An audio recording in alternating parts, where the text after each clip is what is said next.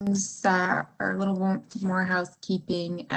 We have George from our IT department and Alicia, who's here to help us if you have any difficulty speaking or with your audio or connection, please contact them. And as Steve said earlier, this meeting will be recorded. Other than that, I believe Ayat has a couple words she'd like to say before Steve continues with the meeting. Thank you, Sheila. Hi, welcome back, everyone. And hope things are slowing down a little bit. I know you're all busy doing your comments. I just want to thank all the TWG members for their active participation, and your collaboration is helping really improve the recommendations, and we appreciate your contributions. I just want to mention something, that this is a forum, this technical working group is, we as staff use it to discuss the technical issues that are outlined in the scoping memo with parties. So primarily it is to clarify and recommend modifications to aspects of the RDF approach adopted in the decision 18, 12, or 14, as laid out in the scoping memo, right? So we have this track 1 of phase 1 during this year is just to make short-term fixes and identify any additional questions or issues that we can address in the second phase next year. So ideally, we all work together in a collaborative manner so we can provide the best clarification we can to the Commission. And so that's the intent of this group. Particular today, we're carrying on that discussion that we started during our last meeting in track 1. And so there were some questions still lingering, and Katie brought really good suggestion in terms of how to approach the cost of foundational elements. So today we will share our recommendations. Steve will go through the recommendations, and then we'll, I don't know, can we go next slide? See the agenda? Yeah. So yeah, Steve will start with the presentation, and then we're gonna turn it to some of the parties to either provide their commentary or present on their proposals. Hopefully by the end of this meeting, we'll reach some consensus, if at least identify things we all agree on, items that we all agree on, and table items that we still need to work it out. So hopefully by the end of, by noon, we reach some sort of consensus. So thank you, and now we'll hand it over to Steve. Okay, thank you, Ayat. Alicia, could you please open up the slide? Steve, I think Katie has her hand up. Okay, hey, Katie. Hi, yeah, I'm just looking at the agenda, and I was wondering if, because the utilities have presentations that they've previously put together, perhaps we can go after them. I guess at this point, since I agree with the staff proposal, I feel like it's more helpful for me to respond to the utilities rather than speak before them. Yeah, sure. I am certainly open to that. So what let me see, the time slots that has been allotted to turn and PCF is 15 minutes, and likewise, half an hour for. Okay, so we can't just swap the times, but that will basically mean we'll have to ignore the schedule. So that's all right. I'll fix the agenda. So I think PG&E and Edison have some presentations. So I'll work with Sheila on the agenda while you present, Steve. We will put Is PG&E okay with presenting at 10?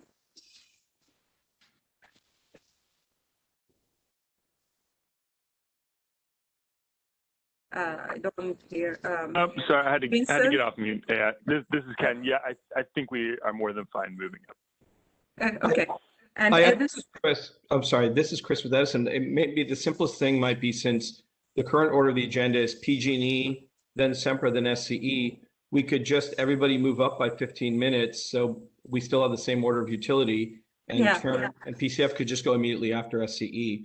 That might be the least disruptive if parties are bringing in speakers. It's actually not as simple as that, because the PG&E's presentation is half an hour. Oh, I apologize. Got it. Yeah. Yeah, so I'll fix the timing. I just want to make sure that you guys are flexible. Is there someone you're waiting for to present? Like they're coming in during their slots, or are they all present? This is Chris speaking on behalf of Edison.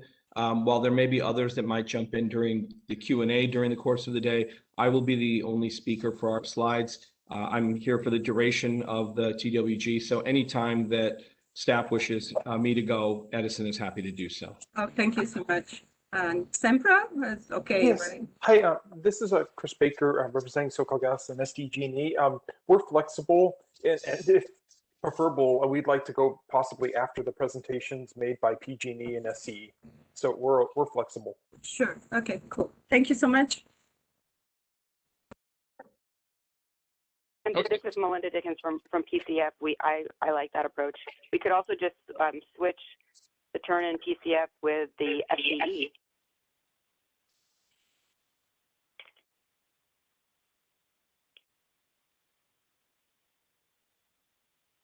Okay, Steve, you can go ahead. I don't want to. Thank you, Melinda. Yeah. Okay. Take too much time. Alicia, could you open up my slides, please? Go back to my presentation. Yes. Okay. And okay, next slide, please. So I'm going to kick off this meeting by basically going over what was presented in Appendix A of the Aoj ruling that she sent out on June 4th. In that Appendix A, it contains track 1, phase 1, track 1, item D on the foundation elements. What are foundational elements, how to treat them, how to treat the costs associated with foundational elements. Okay. Next slide, please.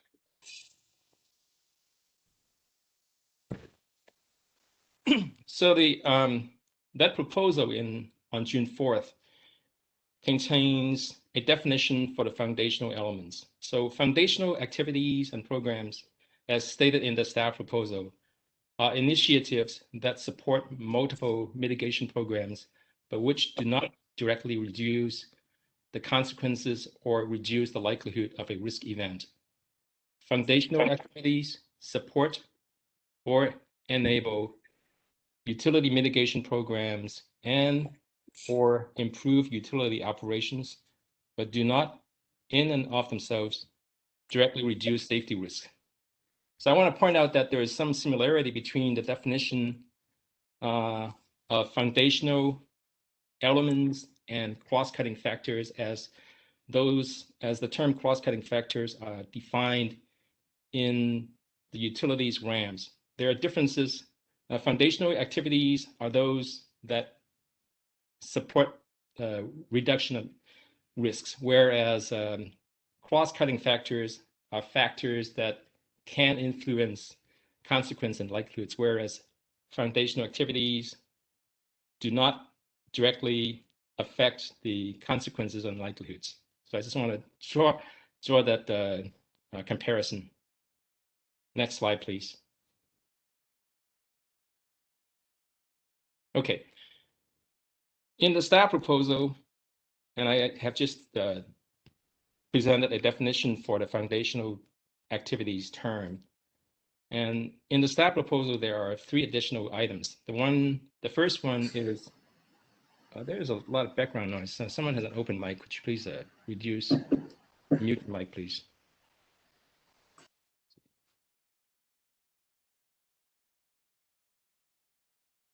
Okay. So the first one is a threshold test. We are proposing in the staff proposal that for items that fall below a certain threshold, it may be okay to exclude those foundational elements from the risk span efficiency calculation.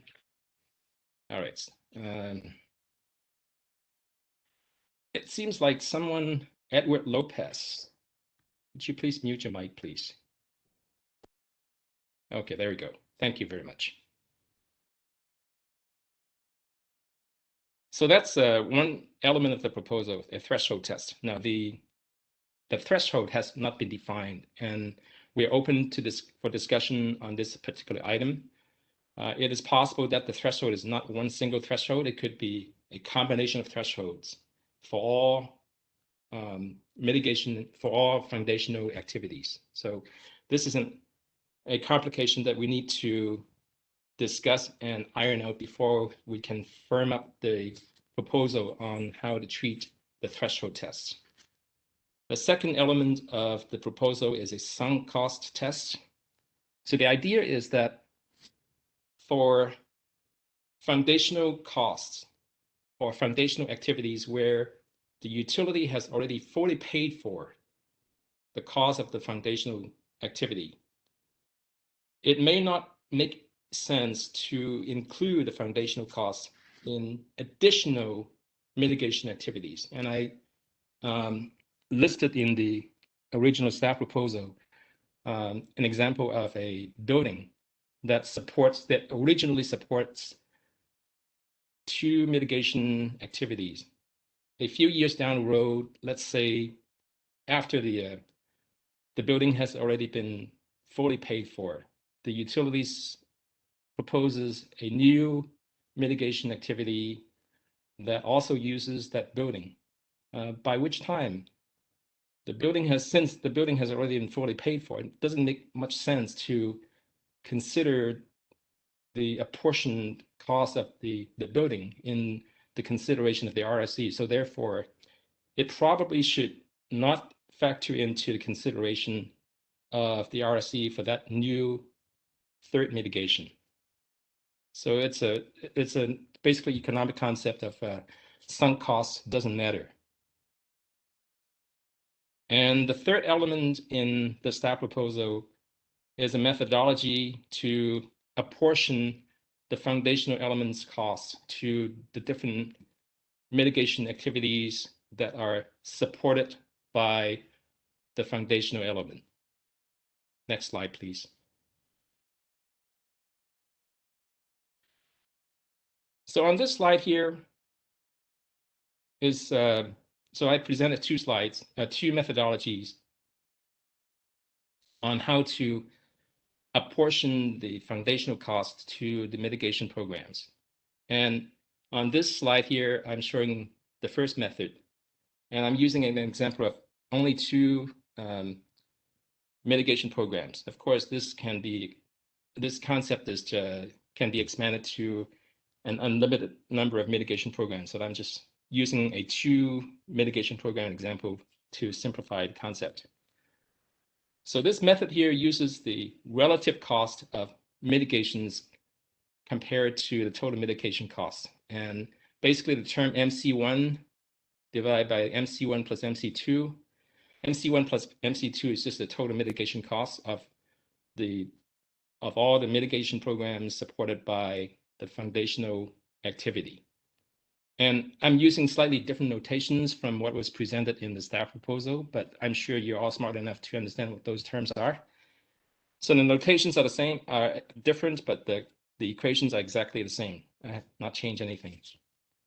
FC1 is the apportion foundational cost allocated to mitigation 1, and FC2 is the foundational cost of the total foundational cost allocated to mitigation 2, based on the percentage of the mitigation cost that each one represents of the total mitigation costs.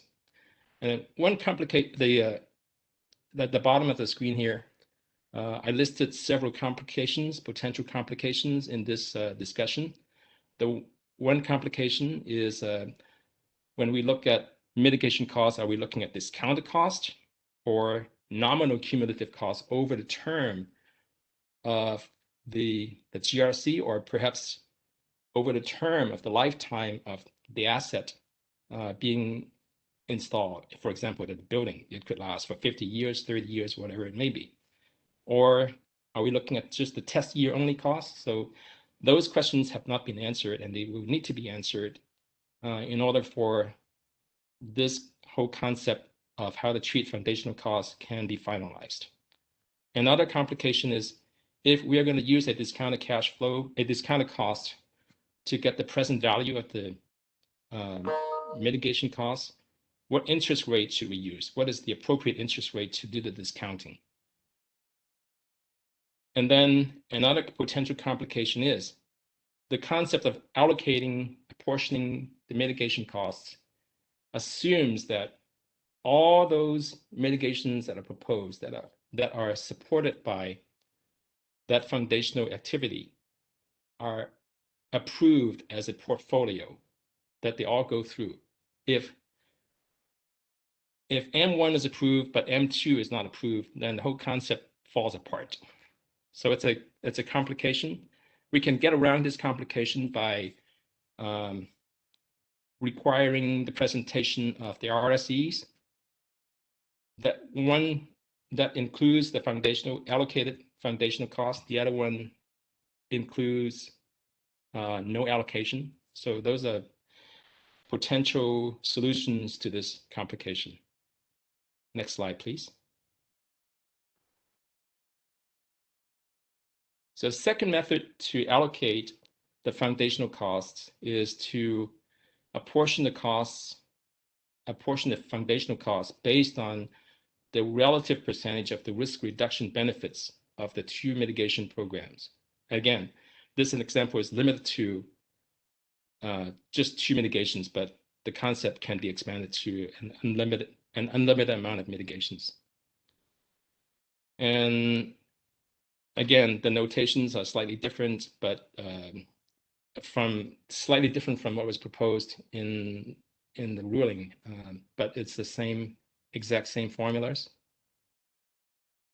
So R1 is the risk reduction benefit from mitigation 1, and R1 plus R2 are the total mitigations from the two mitigation programs. So I'm just looking at the relative risk reduction benefits and use that as a ratio to apply to the total foundational cost as a way to apportion those costs to the two mitigation programs. So, and again, complications arise as to the first one is should risk reduction benefits be discounted? So if we are going to discount those risk reduction benefits, do we discount them by test year only versus the lifetime of the mitigation program or the asset? In the case of a building, for example, do we discount it over the term, the expected lifetime of the building, 30 years, 40 years, whatever it may be? And again, what interest rate should we use to discount those risk reduction benefits? And again, the same complication arises as to whether or not both mitigations 1 and 2 are approved and implemented together during the term of the GRC cycle. If only one gets implemented, then the concept of the apportioning of costs of the foundational costs wouldn't make sense. And again, the same solution that I discussed earlier would apply. Next slide, please. Okay, so after we apportion those costs to the two mitigation programs, then the resulting RSE formula would be as shown on this page. For the first mitigation, the RSE RC1 would be equal to the risk reduction from mitigation 1 divided by the mitigation cost for mitigation program 1 plus the apportioned foundational cost that is apportioned to mitigation 1. And likewise for mitigation 2, you have RC2. Okay, next slide, please. So the questions that I would like the participants in this TWG to consider are whether foundational costs should be subject to a threshold test, and if so, what should those thresholds be? And I put in S plural within parentheses because that has not been determined whether there is a single threshold or a set of thresholds. And second bullet is should the threshold test apply to each foundational activity cost individually, or should the aggregated cost for all foundational activities associated, or should it be applied to the aggregated cost for all foundational activities associated with the same risk? So in the case of you have two foundational activities, let's say that they both support the same mitigation. Let's say one is a building, for example, and the other is laptops, So do we look at the threshold for to apply the threshold test to the laptop individually, or do we apply the threshold test to the cost of the laptops plus the building together? And the last question is, how should we, there's a small typo here, I'm sorry. How should we allocate the foundational costs? How should, oh, sorry, there's no typo. How should foundational costs be apportioned to mitigations? And PG&E and SCE have different ideas on how to do that, and I welcome any suggestions from participants. So with that, this concludes my introductory presentation. Any questions?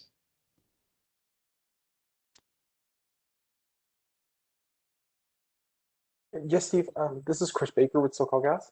Just had a question about your first slide on the June 4th ruling. The process. Hold on a second. Alicia, could you please move to the first slide or second slide, please? Oh, let's one. Yeah, there we go. Yes. Just the last bullet, in terms of the cross-cutting factors, a definition, was that included in the June 4th ruling? No, I didn't see it on there. I stole that from the PG&E RAM, so. Okay. Yeah, I just want to make sure that because it seems like that hasn't been defined yet. I just included as for discussion purposes to kind of contrast and compare the two different terms, cross-cutting factors versus foundational elements. But I copy and pasted this from the PG&E application, so it's PG&E's definition of what a cross-cutting factor is. Perfect. And I think SEMPRA has a similar definition. Okay. Thank you. Mm-hmm. Any other questions?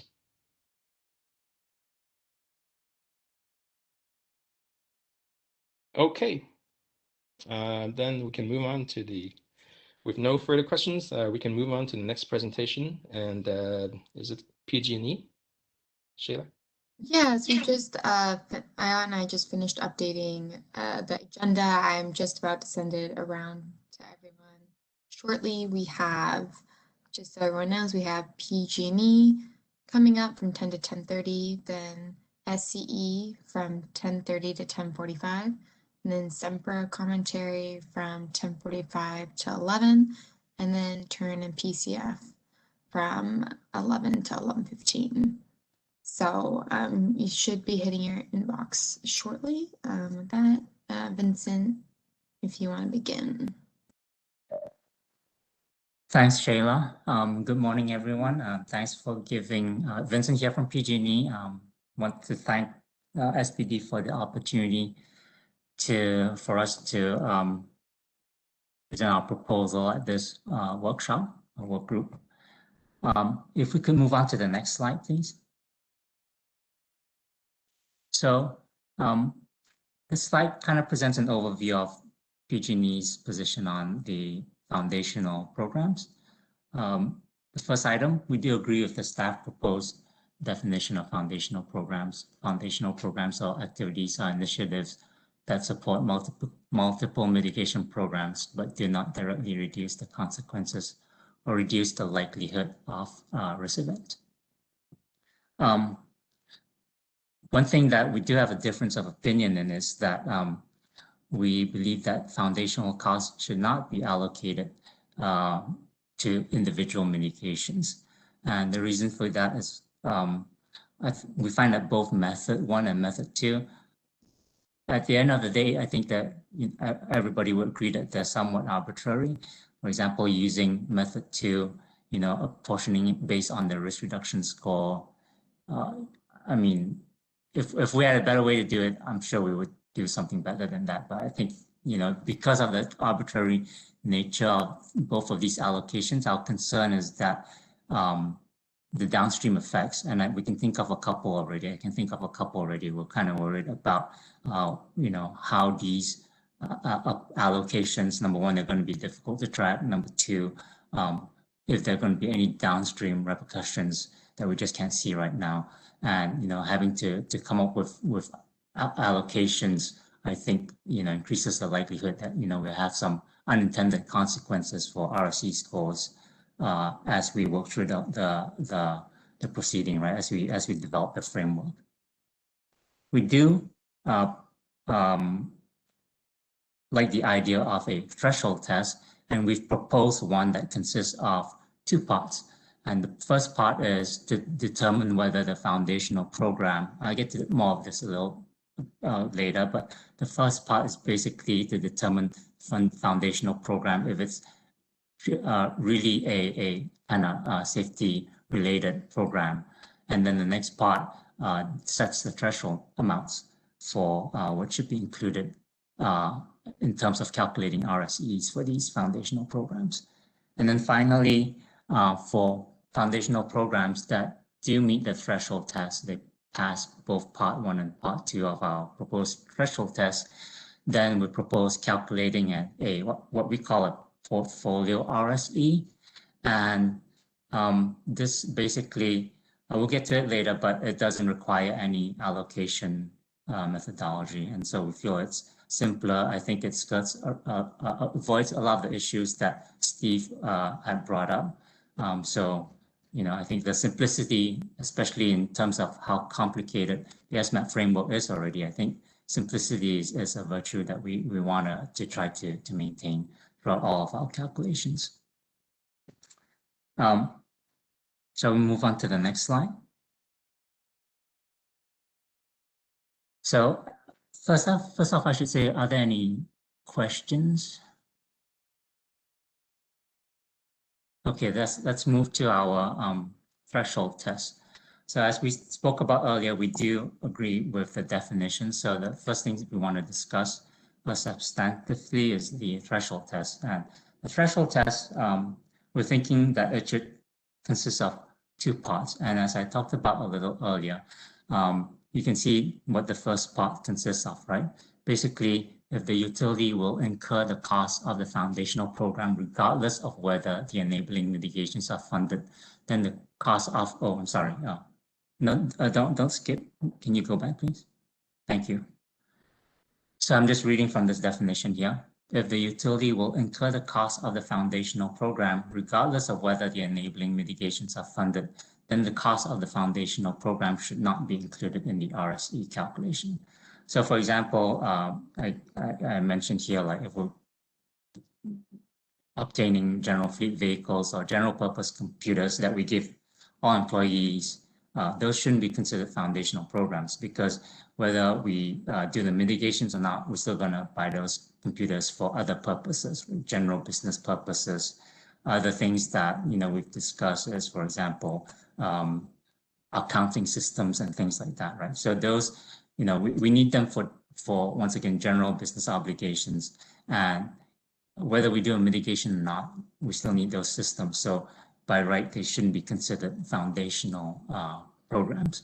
So if such a For example, let's take the general purpose computers again. If such general purpose computers like my laptop or something that, pass the threshold test, so it should not be considered a foundational program, and RSE should not be calculated for such items. So let's move on to the next slide. So if something, we determine that there's a program that, we're getting solely for implementing mitigations, right? So it doesn't test out of part 1, then it goes into part 2 of our 2-part threshold test. So once again, I'm just reading from our slide here. For foundational programs that are not exempted under part 1, the cost must be included in RSE calculations if the cost of the foundational programs represent more than some threshold % of the total cost of the risk mitigation programs that are enabled by the foundational programs. Here we have a number X% here. That's because we're still working on what that number should be, or still, internally circulating and thinking about that number. But the general idea is that we want to look at the portfolio of work that these foundational programs enable and determine if the cost of those foundational programs exceeds some percentage of that total work of mitigations that we want to do, then they should be reported in an RSE.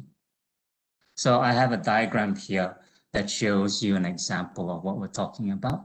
So you can see that there are 3 mitigations, M1, M2, and M3, and there are 2 foundational programs.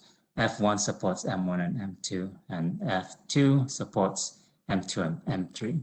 So what are we talking about here, right? So our threshold test part 2 is basically what you see at the bottom here. We look at the cost of the foundational programs in totality. So we look at the cost of F1 and F2, and we kind of determine whether that's greater than some percentage of the mitigations that we're talking about, M1, M2, and M3. So if the answer is yes, if that statement there is yes, that holds true, then we should report an RSE for the foundational programs F1 and F2. Something I want to note right now, well, actually I'll note it in the next slide. So I kind of, maybe we should see if there are any questions on the slide.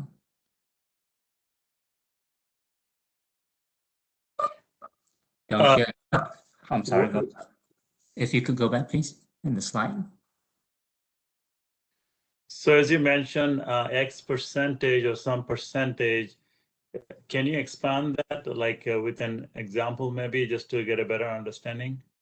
Okay, so for example, let's say that we have 3 mitigations. They all cost, I'm just throwing out some numbers here.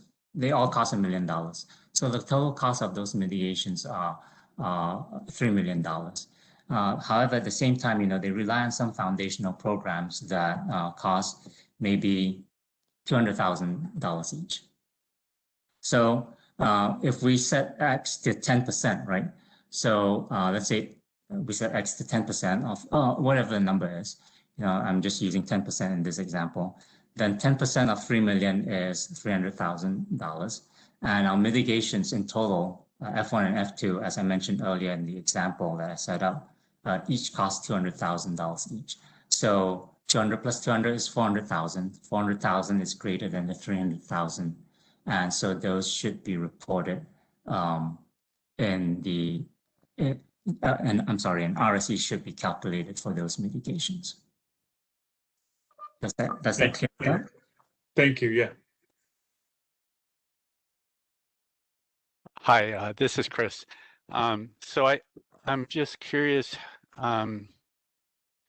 what would be helpful would be to understand how this applies in the real world practical application of this. And one thing that comes to mind is during the SEMPRA ramp, I believe there was a discussion of ways of hardening. So there was covered conductor, undergrounding, and conductor replacement.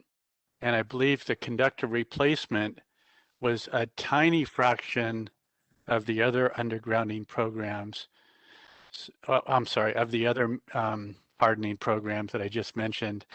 And what I think would be valuable would be to have RSEs for all of those, because it could be that the RSE for conductor replacement may be much greater than the others. But if I understand, I'm curious if this threshold test as it's being described here would then say that, well, because the conductor replacement was just a small portion of the proposed program, then it would not, there would be no RSC calculated, no RSC submitted. But maybe I don't understand it correctly. I'm just trying to understand how this works in a real practical application. Yeah, I don't want to speak for Sempra because I'm not the authority, obviously, on that RAC.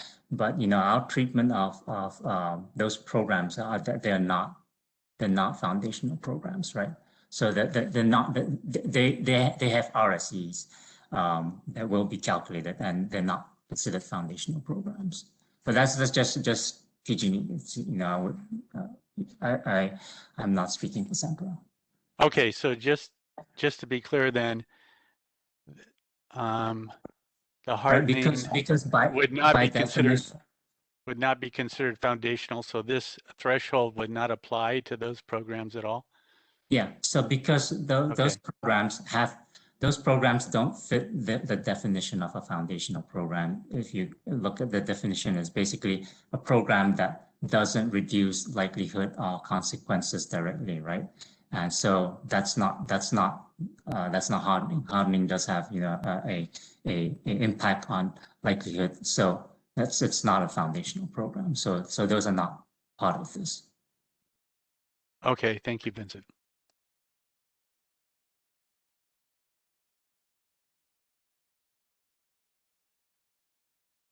Okay, let's move on to the next slide. So once again, in our example that was brought up, we had those two mitigations, F1 and F2. They each cost $200,000, $400,000. That was greater than our 10% threshold of $300,000. So basically, now we want to report RSEs for those foundational programs. And I think a distinction I want to make here is that our proposal, the costs are not going to be put into M1, M2, or M3, but they'll be separately, RSEs will be separately calculated and assigned to F1 and F2. So that's a little different from the slides that we saw from SPD, which is basically taking the RSEs for M1, M2, and M3 and putting the cost into them, right? Allocation. So the proposal that we have here doesn't do that.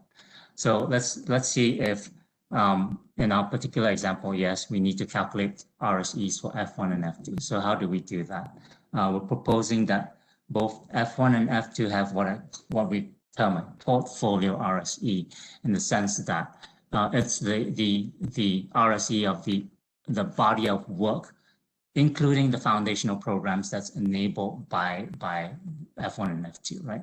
So in math, the RSE of F1 and F2 is shown by that equation at the bottom. So basically what it is basically we gather up all the risk reduction from all the programs enabled, M1, M2, and M3.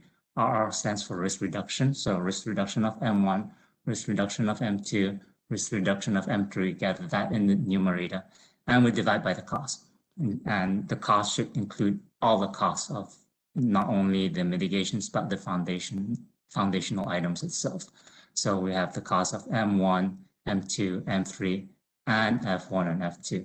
So in our example here, we originally, back to the example, we had a cost of $3 million for M1, M2, and M3, and then $400,000 for F1 and F2. So the denominator would look like $3.4 million, and the risk reduction is whatever we would calculate as part of our, when we run our programs. And the important thing to realize is that the RSEs for M1 and M2 and M3, Chris, to your point, the RSEs for system hardening will still be reported using the methodology that I laid out here, which is basically the cost of, the risk reduction of M1 divided by the cost of M1. One thing I didn't bring up earlier was about the sunk cost test. And we don't see the need for the sunk cost test because, for example, in the building example that Steve brought up, we already don't include sunk costs in the calculations that we do right now. So I could use a little bit more clarifications if there's some kind of nuance to sunk costs that we're not considering, but in general, we don't consider sunk costs in any of our calculations. So that's something I just wanted to point out. But basically, here's our proposal. It consists of, we agree with the definition, and we have a threshold test. It has two parts. If programs are determined to meet both parts of the threshold test, or not excluded from the threshold test, however you want to look at it, then we propose calculating an RSE for the foundational items, and the RSE we're calculating is essentially a bundle portfolio. I shouldn't use the word bundle portfolio, but portfolio RSE, which is to say we gather up all the risk reductions of the programs we're enabling and then divide by all the costs, including the foundational costs. And once again, the separate programs M1, M2, and M3 should have RSEs calculated as they normally are. So I open it up for questions. Okay, Vince, Steve Hain here from SPD. Yeah. Okay. The whole purpose, I should have mentioned it in my initial presentation. The whole purpose of addressing foundational costs is that it can influence the RSE calculations if we omit the foundational costs, which can sometimes be very significant. For example, a building can cost tens of millions of dollars, possibly. And if we don't include the cost in the RSE calculation of the proposed mitigations, then the RSE scores can be artificially inflated. So that's how that's the reason why we should consider foundational costs when we do RSE calculations of the mitigation programs. Now, what I'm seeing in your proposal is your proposal doesn't address the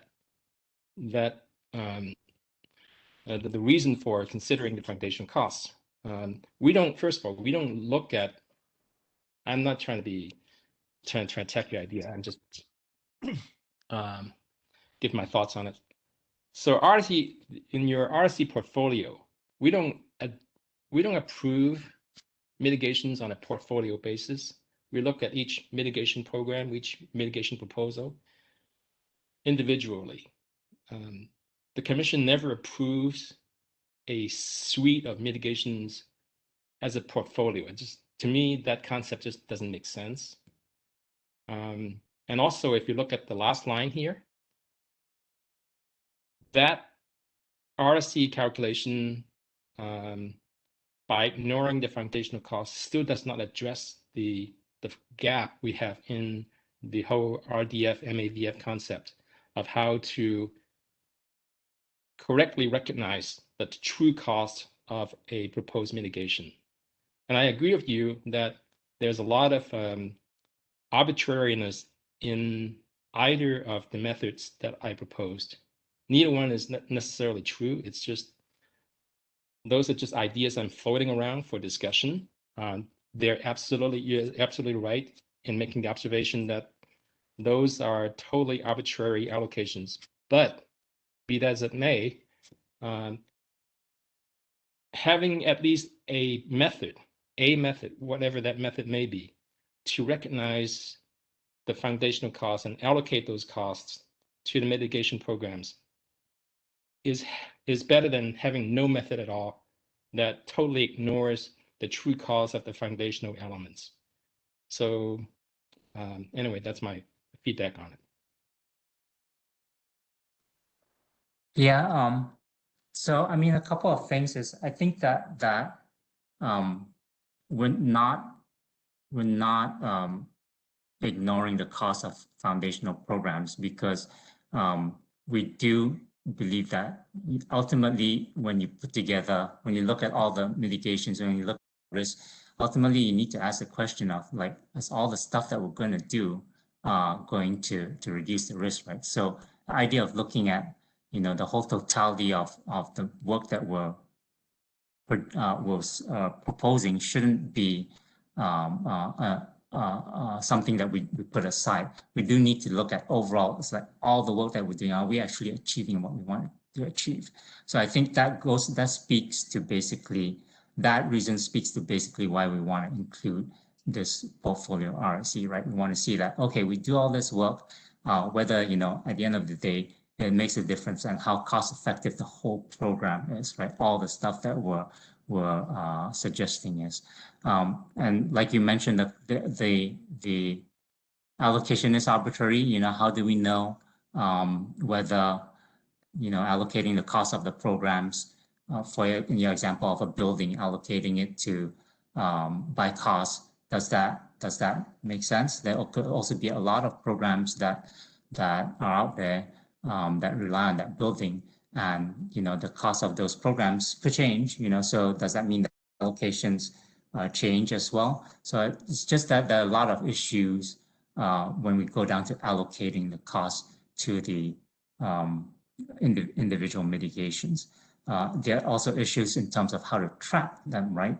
You know, on the other end of it, at the end of the day, when we do start allocating these costs using either of these methods, for example, what does that imply, for example, for, you know, the RSAR?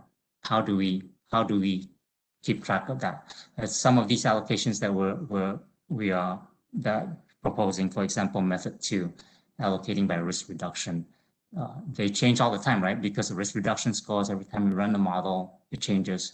So how do we track that? And how do we make sense of these changes in the allocations?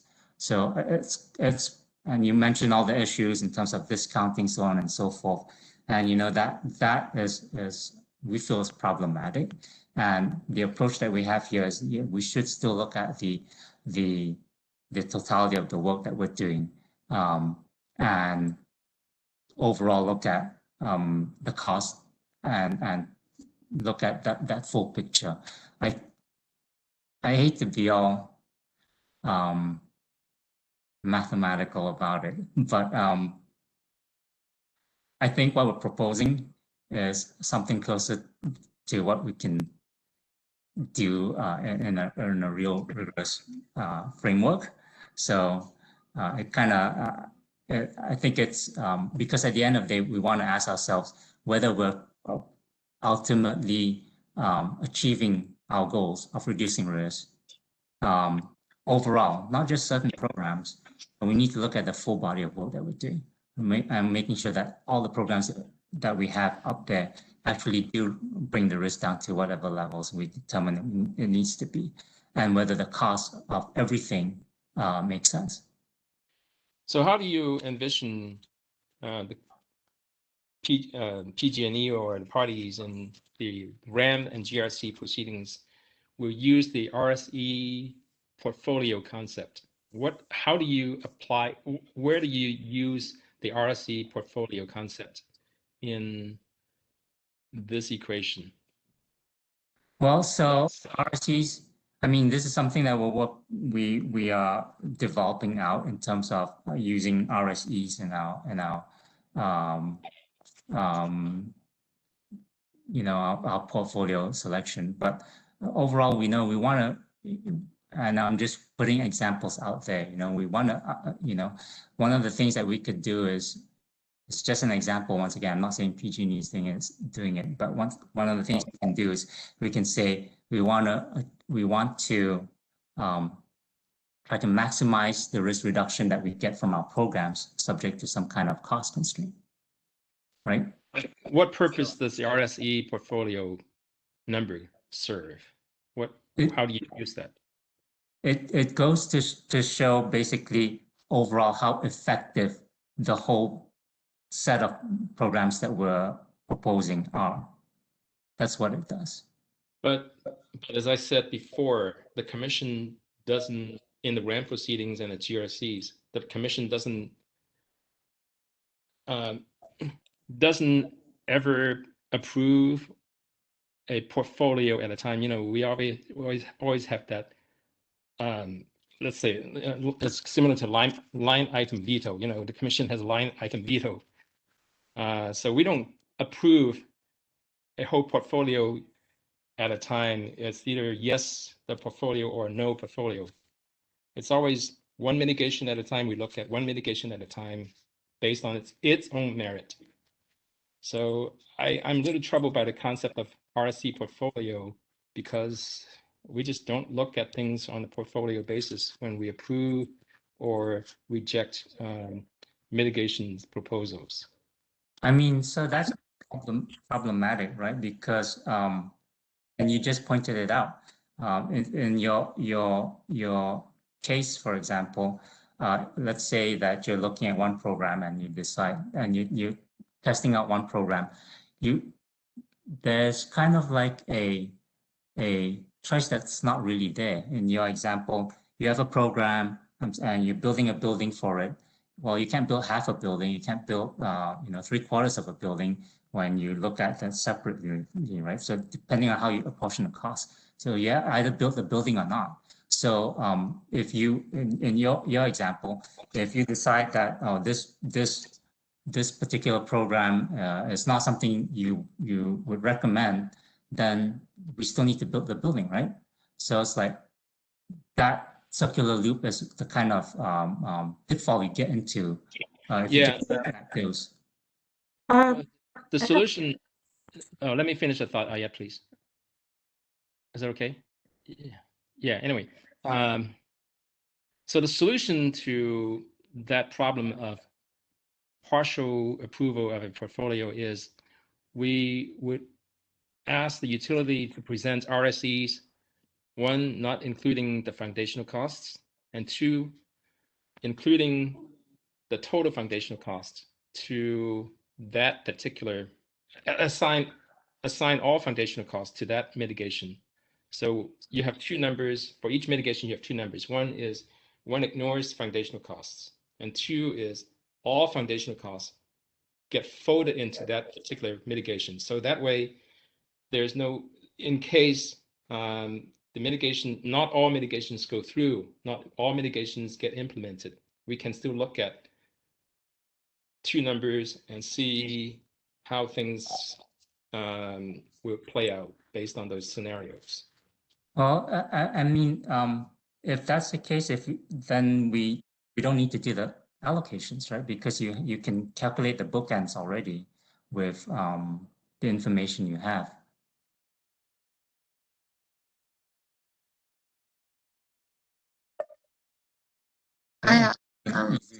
Not necessarily, but that's okay. That's one scenario. The scenario is we don't know whether or not the mitigations will all go through. It could be they both go through, or it could be only one will go through. So we want to be able to look at those RSEs based on the different scenarios that many permutations. I think at the end of the day, you probably end up. I think it could be easier on your decision-making process if you consider the full suite. I think that would be probably an easier way to do what I think you want to do. I want to chime in really quick, Steve. I know, I don't know how many more slides PG&E has, but we're creeping up on their time. And I saw Katie had her hand up, and Aya wanted to jump in and mention something. Okay, all right. I'll let others ask questions. Thanks. Hi, I'm just going to quickly just mention one thing so we don't run over time. Thanks, Vincent, for your presentation. I guess what we're getting at here is if we are to choose between two different foundational elements on their, even if we're talking about on their impact at the portfolio level, how would we do that using your RSC portfolio? It doesn't really inform a decision. So, for example, if you if you are I find it like really, I cannot comprehend how RSE F1 and F2 are equal and also equal to the portfolio. But like, let's say your RSE F1, you calculate it for the portfolio, and you have an RSE F2 and you calculate it for the portfolio, and then you would compare the two. Then you can get some sort of information from that number. But I'm not sure, like the current approach doesn't really inform us much. But we have a whole section for discussion, like half an hour at the end.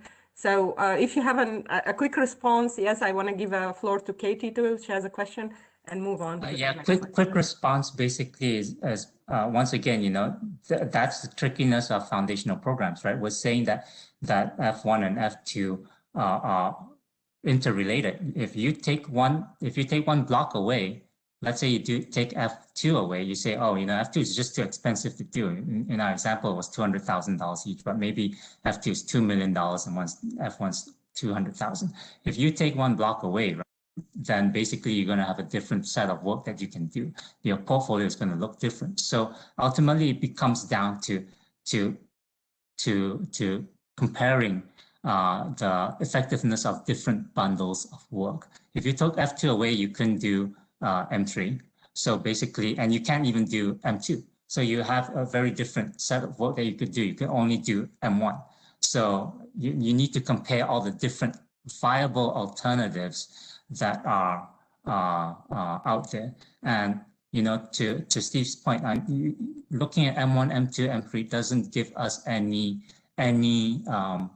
insight as to what is viable, right? What are the real alternatives that we have? Whereas this proposal kind of shows it to you, you know, flat out. You know, unfortunately, things are changing and dynamic, but that's the nature of the foundational programs.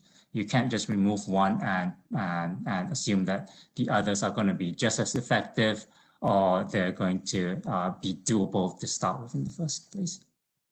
Can we give the floor to Katie before we move to the next slide? Thanks, Vincent. You know, I think I'm going to hold my question/comment until the end. I think it's going to be a common concern throughout all of the utility proposals, so I'll just hold it.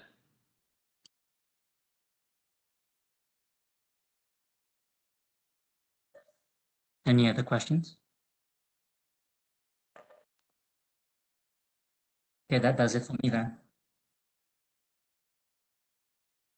Thank you, Vincent. Now we have SCE presenting. So Brevin, could you please pull up SCE's presentation? Hi, good morning. This is Chris Vias with SCE. Thanks very much, everybody, for joining for this TWG. And thank you, as always, to Shayla, Stephen, and the rest of this, and Ayat, and the entire staff team. I want to particularly extend my thanks to the technical folks who are always working behind the scenes to keep this running smoothly. And as Shayla knows, I'm sometimes pinging her during the course of these things with technical questions like, hey, are we covering this or that? And she's always got an answer at the ready because she's so smart and she's got a great IT team. So I want to thank everyone for their efforts. SCE just has a couple of slides that we're going to be presenting here.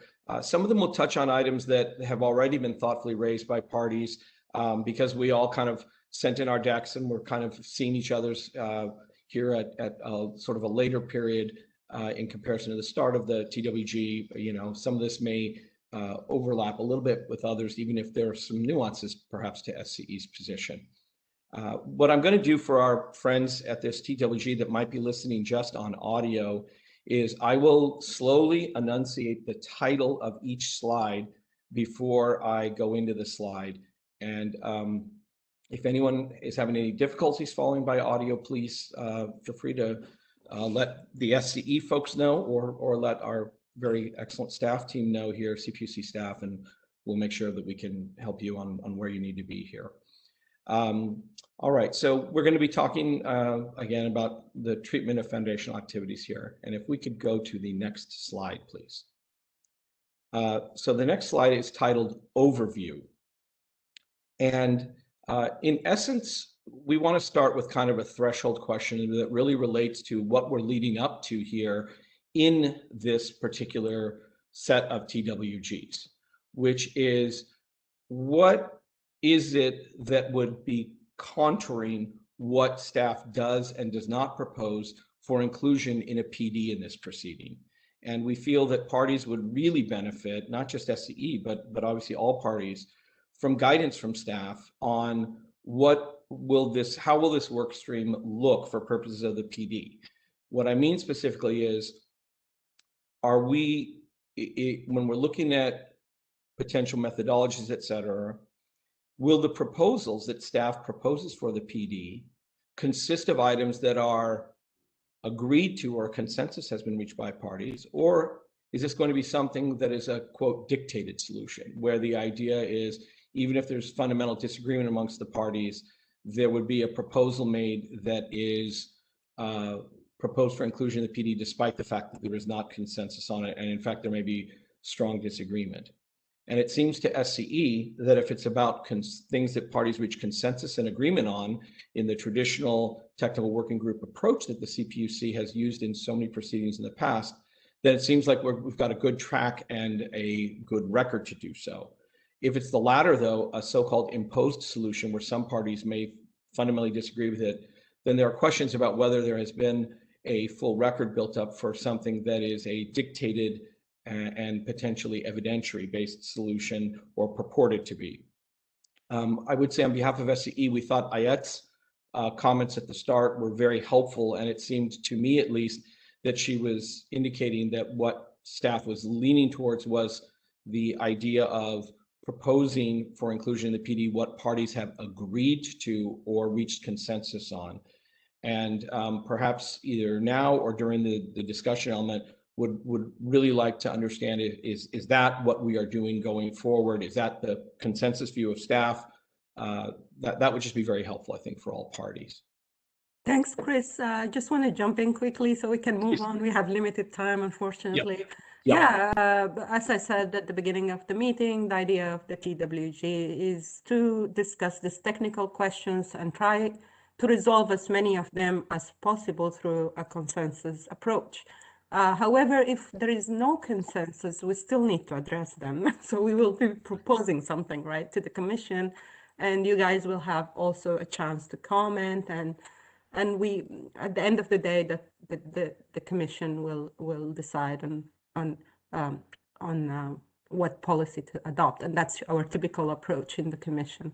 So from our perspective, yes, we consider this a collaborative approach, and we're all working towards the same goal. Thanks. Right. Thank you very much, Ayat. Appreciate that. So the 4 slides that I will be presenting have the following titles: Proposed Definition and Treatment of Foundational Activities, Threshold Discussion, Discussion on Allocation of Costs of Foundational Activities to Mitigations and/or Risks, and my final slide will be Conclusion and Next Steps. May we step to the next slide, please? Thank you. And so here we're going to talk about the proposed definition and the treatment of foundational activities. SCE does agree with the staff's proposed definition for foundational activity, and we've gone over that. I'm not going to repeat it for the sake of time. We support staff's proposed definition, but we do believe that further discussion might be needed concerning how to treat various types of foundational activities. And some of this has already been touched on this morning. For example, when we're looking at a subtype that is activities necessary for general business operations, some potential examples are vehicles, and I thought Stephen had a very thoughtful example this morning he brought up of laptops. So laptops for employees, something that is being widely used right now that has been used during the COVID period. That would be an example of something for general business operations. Billing or financial or accounting systems as well.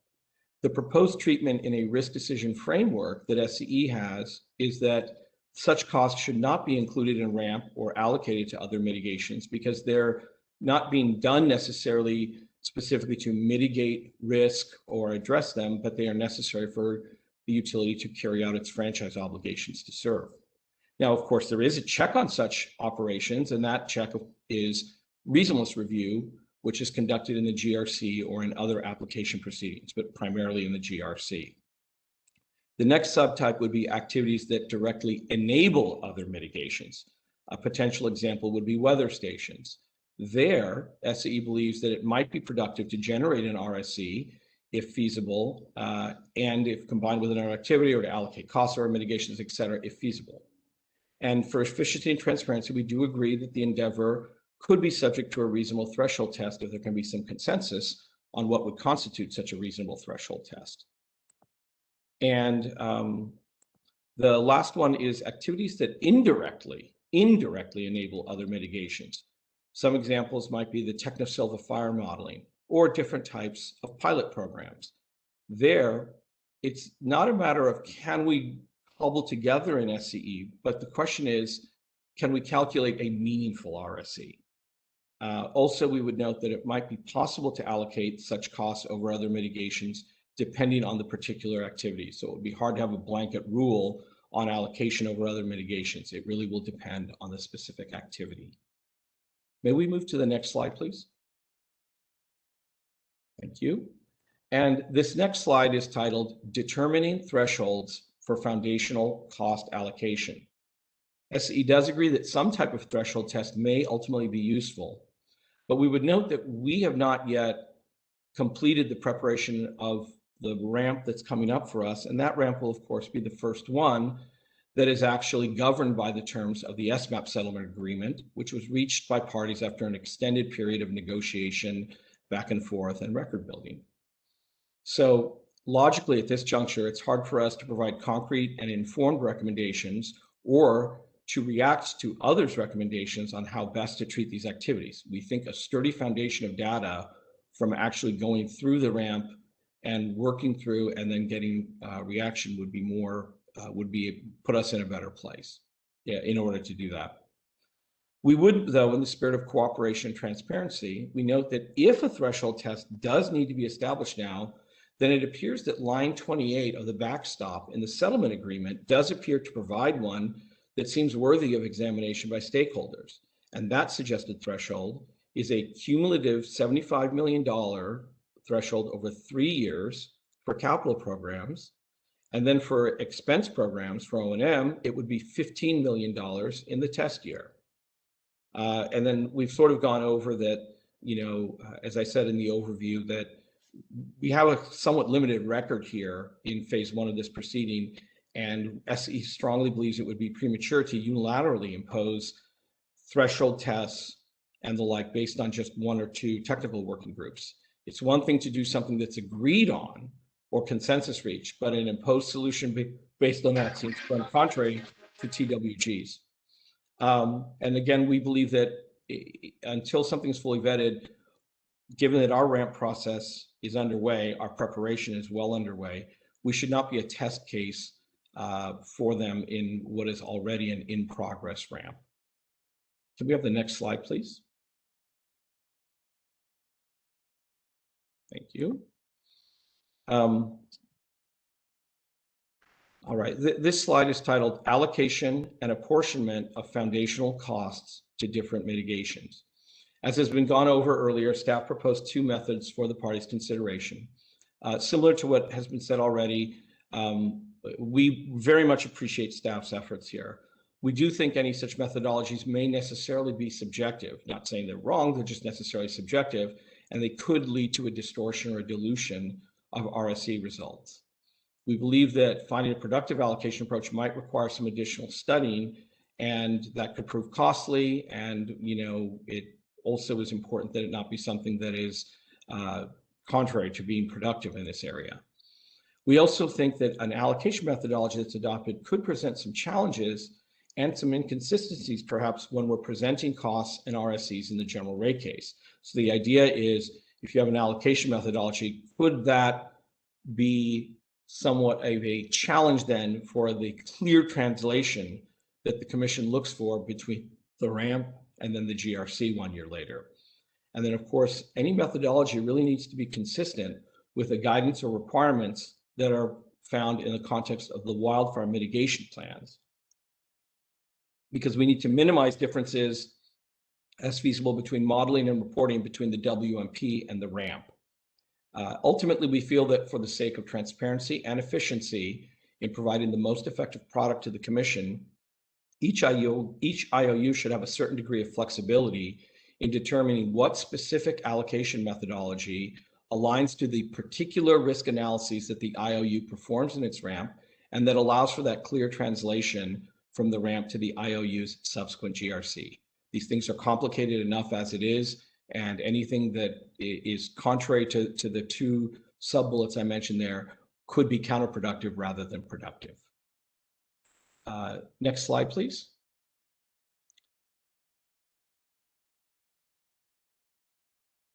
Can we have the next slide, please? Thank you. All right, this is my last slide, and this slide is titled Conclusion and Next Steps. I want to start where I began by again saying thank you to everyone here. We really do appreciate the discussion and the exchanges that have gone on and go on in these TWGs. These are critical and complex subjects. We're learning from you. We're learning from other stakeholders. We wish to continue the dialogue. As I indicated, it's difficult to adopt recommendations from SEE's perspectives based on just one or two TWGs unless there is consensus or agreement. As has been discussed earlier today, allocations and thresholds can certainly significantly impact RSE showings. And again, we are in the position where we have not even had the opportunity to file a ramp governed by the terms of the settlement agreement. And so we feel it's premature to impose new requirements on top of the SA or settlement agreement provisions, because it's a case of a hat on a hat. We haven't yet gone through using that and analyzing based on that. So it seems premature to add in new requirements. What I'm saying here is very consistent with our prior written comments and prior workshop exchanges.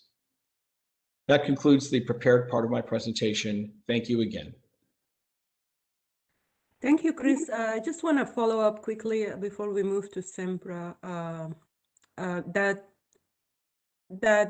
we are addressing the scoping memo questions, right?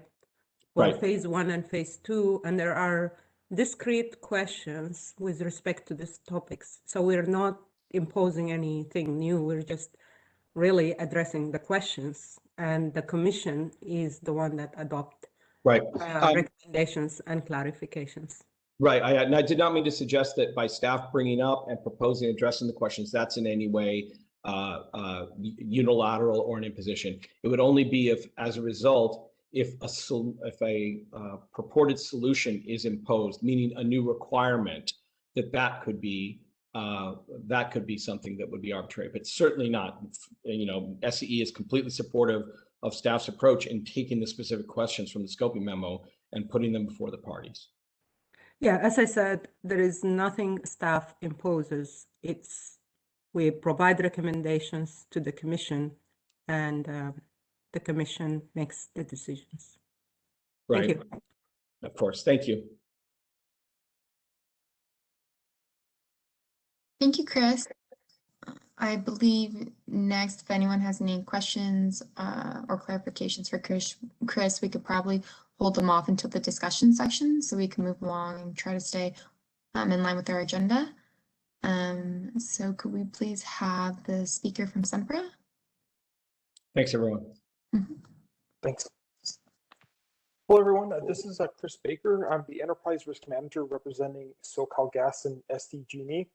We want to thank SPD for the opportunity to state our position on the definition of foundational programs, the threshold discussion, and discussions on allocation of foundational costs.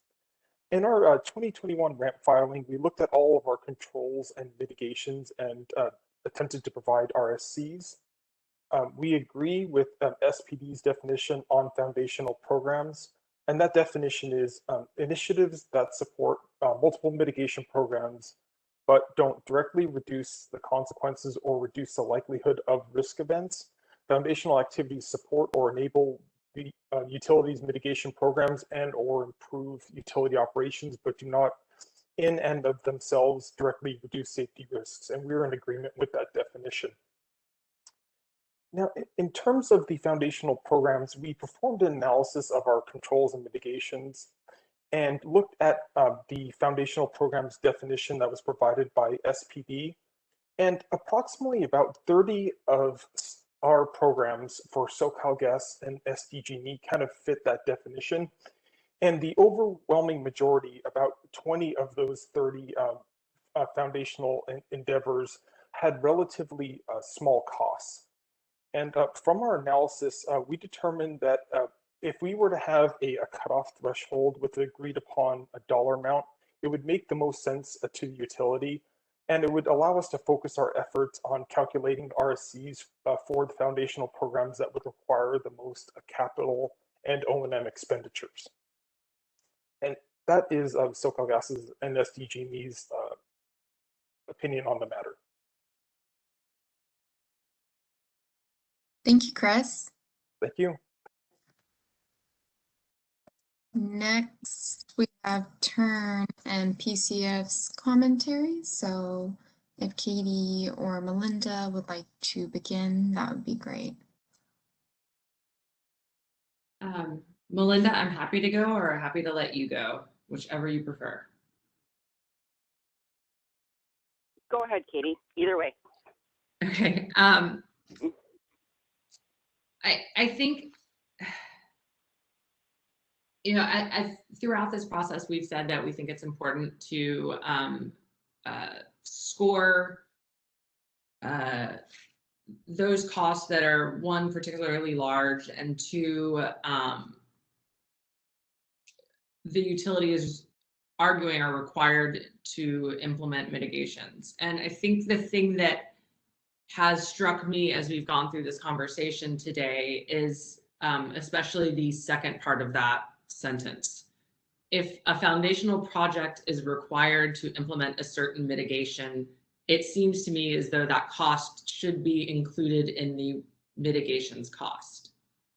So to some extent, I'm wondering if rather than allocating cost, to the extent a foundational cost is required to implement a mitigation, it should be, the full amount of that cost should be included in any mitigation for which it is a foundation. In the end, that will help us identify the proper RSE, but then kind of will have the similar impact on the RSEs of each of the mitigations for which it is a foundation. I have not spoken of this with my consultants because it is something that has occurred to me as we've talked today, so I want to double check with them. But it seems like if you must do a project in order to do a mitigation, it is included, it should be included in that cost.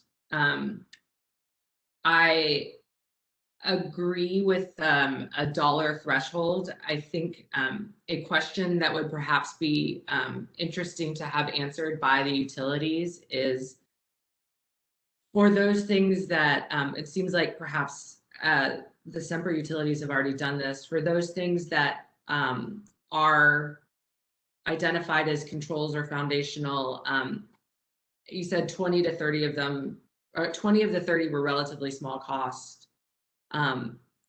If you were to apply the step 3 analysis thresholds in line 28 of the settlement agreement, which for SoCalGas is cumulative 75 million or for capital and 15 million for expense, and for SDG&E 37.5 million for over 3 years for capital and 7.5 million in a test year for expense. How many of those would be included? And then I think from PG&E, and to the extent it's available, SDE, how many programs would actually fall into this foundational category, I think would be a really helpful point of information for moving forward. It will help us determine how big of a problem this is. Just to ballpark, I mean, it's probably about 2 or 3, but less than 5 for sure. Okay, that's helpful. So yeah, I think with that, it kind of goes back to my initial comment that I go back to, if the project has to be done, it's, you know, the cost should be included somewhere in the RSE if it's required for mitigation. And I'll stop there and try and leave more time for discussion. But in general, I agreed with the, I'll say this, in general, I agreed with the staff report. I think if we are going to allocate costs, prefer allocating based on cost rather than on mitigation impact. In that way we can kind of treat the foundational cost as a fee for putting in place the mitigation. And for any mitigation program, we should have a line item that would be the foundational cost, even if that foundational cost is zero. So I hope that was helpful. I kind of deviated from what I had planned to say. Katie, this is Chris with Edison. Real quick, and thank you for your thoughts and comments. Very much appreciated. If we were to look for a cost threshold, do you think, recognizing that nothing is perfect, would the items that are suggested from line 28 of the backstop in the settlement agreement, is that something that Turn feels like that could be a solution in terms of proposing something for purposes of the PD?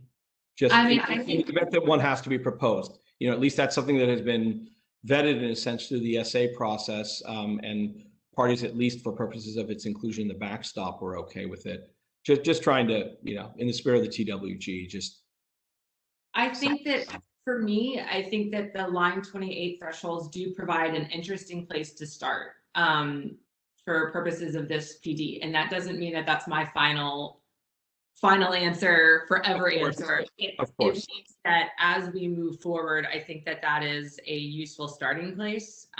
But that is also dependent on how many things fall into that bucket versus the universe of foundational things considered foundational. And that's why I said that would be an interesting data point at this point. Thanks, Katie. And as Ayat eloquently said, this is a TWG. No one is looking at, you're not going to see me writing in any papers. This is what Katie said, But Katie, you raise a really interesting point, and I want to turn this over so other speakers can talk too, but that what's included or not included in a threshold might be different for different utilities. That's why the flexibility can be important, so the utility can say, hey, look, if I follow this threshold, a lot of stuff is not being included that probably should be included, meaning my analysis is based on a lesser amount of germane information rather than a greater amount. And that's why, it can be kind of a challenge as to like, well, what does this mean as far as what would be in and what would be out in terms of the number of items? It can be different for different utilities. That's why it's important that the utility have some flexibility to provide what would be the most transparent and effective product, not just for the commission, Katie, but for you and your colleagues at Turn, for Cal Advocates, and for all the other stakeholders.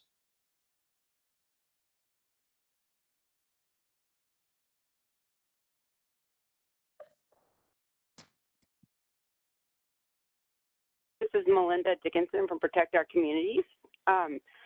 I think our main concern is generally that exempting anything from RSE requirements will likely be interpreted by at least some of the utilities as a loophole to the Commission's longstanding requirement that all risk reduction activities must be assessed for cost effectiveness and prioritized with that cost effectiveness in mind.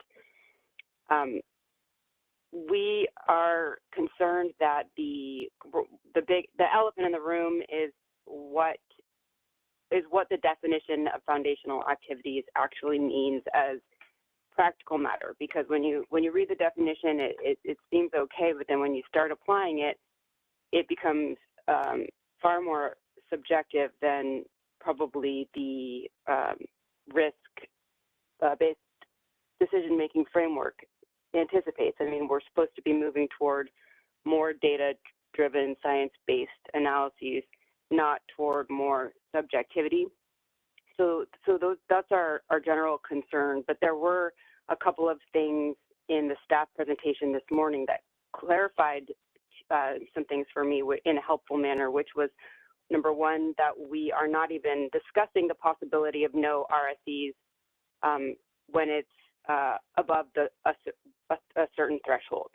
So that was helpful because there was some language in the staff proposal that was attached to the ALJ ruling that read more broadly And so I appreciated that clarification this morning. And then the other thing that was helpful was that foundational elements are not the same as cross-cutting factors. There are enough complications and issues with the cross-cutting factors that I was really glad to hear that this is a completely separate conversation from that. But I think that the main issue is the commission should be, I guess, putting forth a list of those items that are foundational activities, not allowing this subjectivity increase, I guess. I have to disagree with the request for more flexibility that the SDE has proposed. We think there should be more certainty in this process. It seems like we might be going toward more complication and more subjectivity and more uncertainty as opposed to toward the data-driven, science-based decision-making that the Commission's decisions have intended.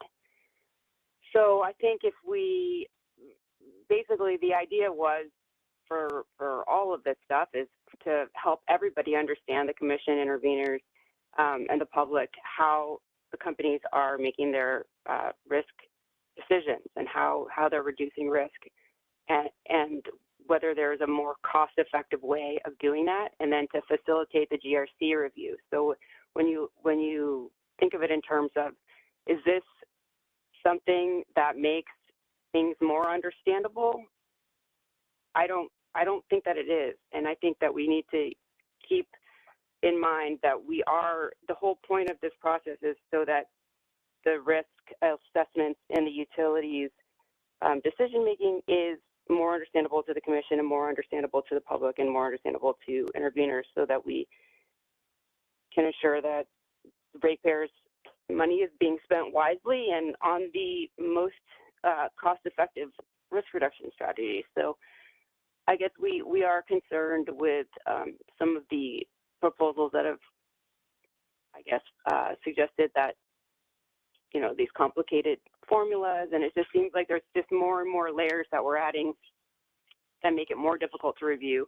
And I think we need to be trying to make it easier to review. But again, I will be thinking more about this in light of the clarifications that I've heard today, and I appreciate all the effort that has been going into this. Very clear. Thanks. Belinda, this is Chris with SCE. Thank you for your thoughts, much appreciated. And just one small clarification, it may not even be a clarification because it may not have been what you meant, but just to be clear, SCE is not asking for more flexibility. We're not asking for any change in the current requirements that we are under for the ramp. We're just saying that there should be appropriate flexibility, but I want to be clear, we're not asking for anything as far as a greater level of flexibility or indeed any change in that regard from the current ramp requirements and settlement agreement provisions. Thanks. Thank you, Chris and Melinda. Now we're kind of jumping into the discussion portion. So if anyone had any questions about anyone's presentation or thoughts that they shared, now would be a great time to... Shayla, this is Vincent here. I just had some couple thoughts on what Kathy was saying. And once again, you know, kind of concerned that we're not, my concern is, you know, that we accurately represent the viable alternatives that we have, the situation that we actually face as you know, when we look at these risk investments, right? And I mean, as Kathy was speaking, as Chris was speaking, you know, it reminded me a bit about what Dr. Feinstein said in previous work groups, which is basically like we need to make sure we get the math correct first before you know everything else can fall out. So, I mean, I think the underlying concern he has is to make sure that we accurately model the situation that we face on the ground. Including the cost and all the risk reductions. I wonder if that will unfairly handicap all new programs in the example of, we need to build a building or something. It will unfairly handicap all of the programs when you compare them on a individual program by program basis, right? Where are the economies of scale? Where do you see that when you look at just including the cost in all of the programs? So once again, I'm not advocating for any additional complexity. As you can see, we don't want a cost allocation because we feel that's complexity. And another issue, that's complexity, and it's somewhat arbitrary complexity, right? It's like, the cost is what they were. If we use risk reduction, like I mentioned, the risk reduction changes. If we change our modeling, we use new data, we change the risk reduction, and the percentages, the allocation factors will change. It's like, how are we going to keep track of that stuff? How and how are we going to use that in our decision making? Because it doesn't represent the realistic situations that we face. So that's why we put our proposal. We do feel like this is a complicated topic. Unfortunately, programs are related. They have fixed costs, they have interrelated costs, and we need to do our best to set ourselves up in SMAP for a useful framework when we go forward. Thank you, Vincent. Before Katie, I think, wanted to respond, I wanted to chime in. Hello, everyone. I just want to kind of like organize the discussion section a little bit so we can make the most use of the remaining time to reach some, at least, consensus items. Things are on the table are the definition of foundational elements. So we want to get through each of those items, reach consensus and non-consensus. So we have one, the definition. Two, identifying from the discussions I heard, Katie and Edison both have really good recommendations. It also kind of aligns with where we're thinking. So if we are to categorize these foundational elements into buckets, so measures that are tangible versus educational or awareness, raising awareness elements. So you have different categories. So what are those categories and how can we define those categories and put boundaries around them? Can we place thresholds to specific categories? Cost thresholds. So those are the initial questions. Now, coming to the treatment of the cost for the foundational elements, that looks to me a little bit more complicated. SPD provided its recommendation, and PG&E has a proposal, and so we can work through getting to some consensus in there, but if not, we need to identify it as an issue that needs further discussion. So I like Katie's suggestion, which would save us a lot of time. Let's assume that each of the utility would go through their portfolio, current portfolio, and go through the exercise of categorizing their foundational elements, identifying the cost, and propose some sort of threshold by category, and which we can then aggregate at the level of the foundational grouping. So that could be one way to streamline this process, but I just wanted to kind of frame the discussion so we can get some consensus in place. Thanks.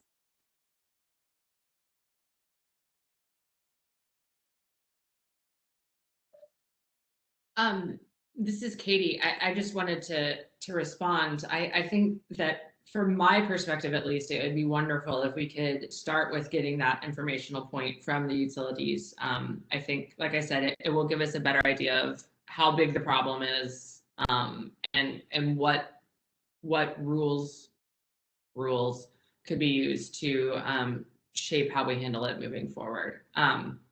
But while I have the floor, I'll just say, in general, I think we agree with the proposed definition for foundational programs. This is Chris Vias with SCE. We, as I indicated in my presentation, we support and agree with staff's thoughtful definition for foundational. And I think as we're trying to reach consensus on some items, I think from SCE's perspective, if we can reach consensus on that, that would be great.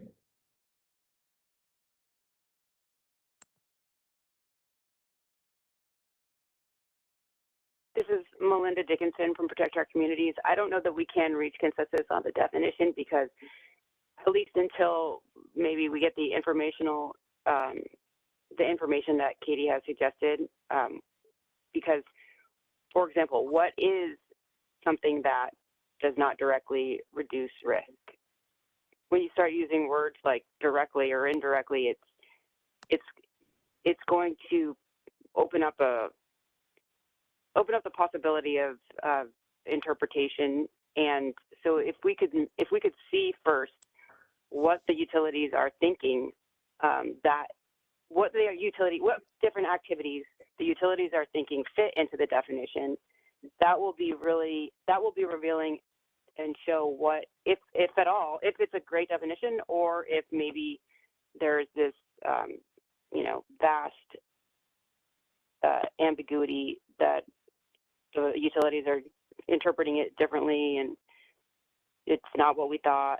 So if we could get the list, and maybe even for the next working group, we could look through the list from all the utilities and see if the definition works. Melinda, this is Chris from SCE. Appreciate where you're coming from. I would just note on behalf of SCE, we are a year away from providing our ramp, 2 years away from the GRC. And in terms of going through each activity and deciding what we are and aren't going to do, and for threshold or other purposes, the cost estimation that would be reasonable, et cetera, I just don't think that we can provide. I'm sorry. I'm just suggesting a list of the programs that you think would fit into the definition of foundational activities. That's what I was looking for. So maybe Melinda, if going back, you could even use your last ramp. I mean, you don't have to use going forward. You could pick out the ones from your last ramp that you think would meet the definition, and so we can see, are we all talking about the same thing?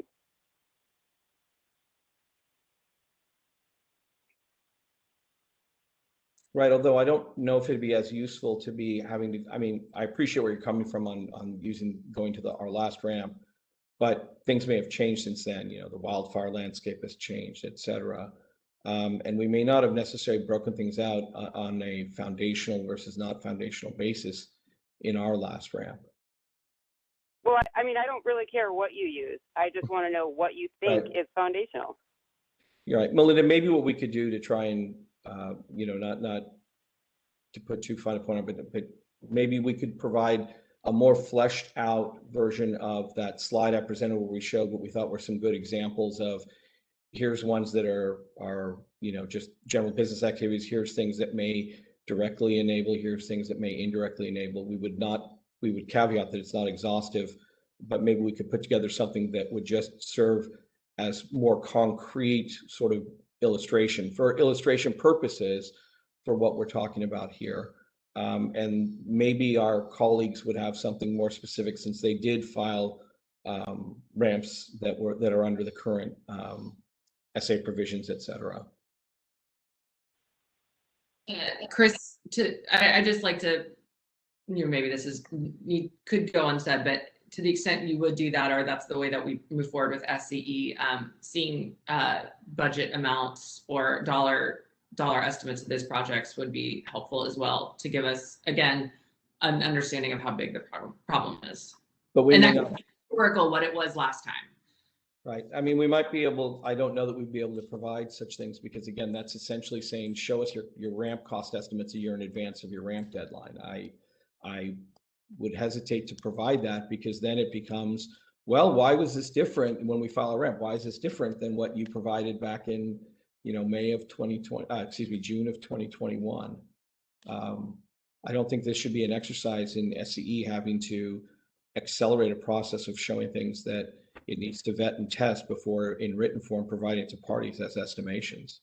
Well, then I think that you run the Okay. risk of something getting set based on PG&E and the Sempra utilities that maybe isn't as well fitted to you. I guess I'm just saying. Okay. I think you're, Yeah. in your All right, thank you. Thank you, Chris and Katie. I just want to hear from the rest of the parties in terms of the definition. I didn't hear from PG&E and Sempra.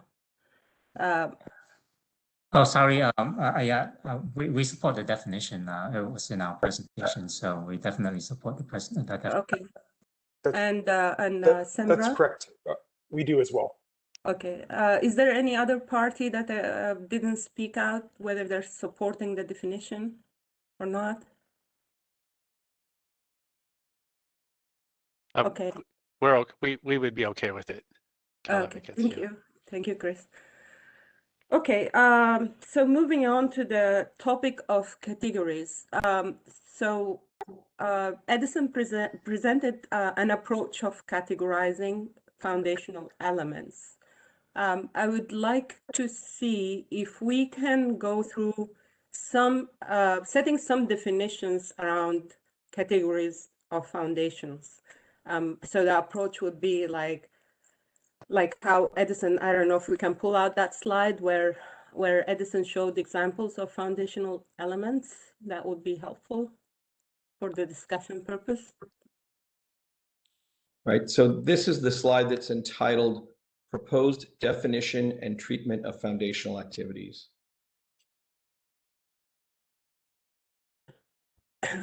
Is George or someone can pull out the slide, please?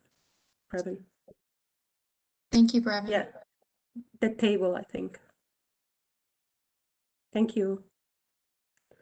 Okay, so let's try to get, at least on paper, the idea is that we get something to put together as a recommendation in terms of consensus items in the PD, that's upcoming PD.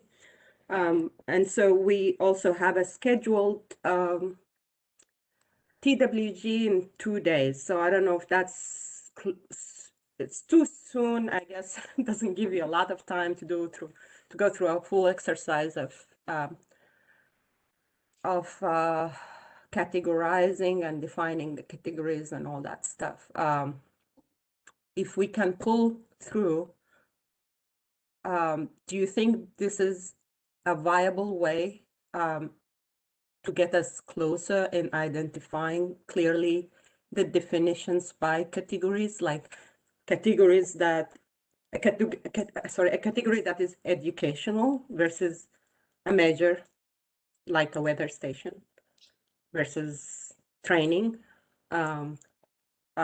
versus, I don't know, raising awareness, training your employees. So if we can just go around the table, starting with utilities and maybe propose a couple of categories, and that way we can move on.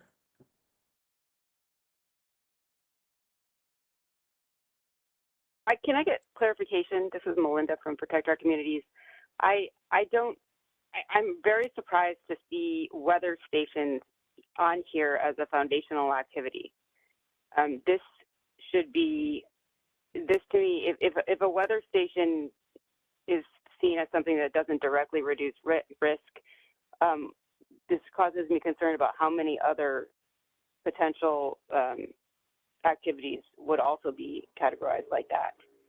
Because it's always, I mean, so this slide to me is very concerning in terms of these all being Thanks, considered Melinda. foundational.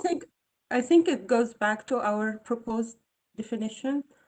And maybe Steve can jump in here. So our definition, weather station does not on itself reduce risks. However, Well, what does then? it is support. Melinda, sorry, maybe I can help here a little bit. I'm sorry, I didn't mean to speak over anyone, but Melinda, I appreciate your concern. We're not saying that weather stations aren't very important as part of risk mitigation efforts, but a weather station, for example, doesn't stop a wildfire. It can help you better locate where one is. So that's why it's categorized not as a general business operation, but we categorize it as an activity that directly, I want to emphasize that part, directly enables other mitigations. That's what weather stations, in our view, do. We're not suggesting that they're not important, and you know, Melinda, again, if you look at the far right-hand side, we did say it might be productive in circumstances to try to generate an RC for such an activity, or it might be combined, et cetera. It also enables PSPS, the weather station. So I hope we're not talking past each other, Melinda. It's not listed here as an activity that isn't important for the purpose. It's just that, again, we're trying to have some gradation here, that it doesn't directly in and of itself reduce, but it directly enables other mitigations that reduce. Yes, I can read. I can read. What I'm saying is that once you start drawing these kinds of distinctions, this level of distinction, you're going to have difficulty finding a risk mitigation that does directly reduce. We're going to be accepting huge categories from the idea of automatic RFEs. But I guess as long as we're clear that RFEs are required, no matter whether it's designated as a foundational activity or not, then maybe my concern is less alarming. But for weather stations to even be discussed as possibly not having an RFE is just ringing a lot of bells for me.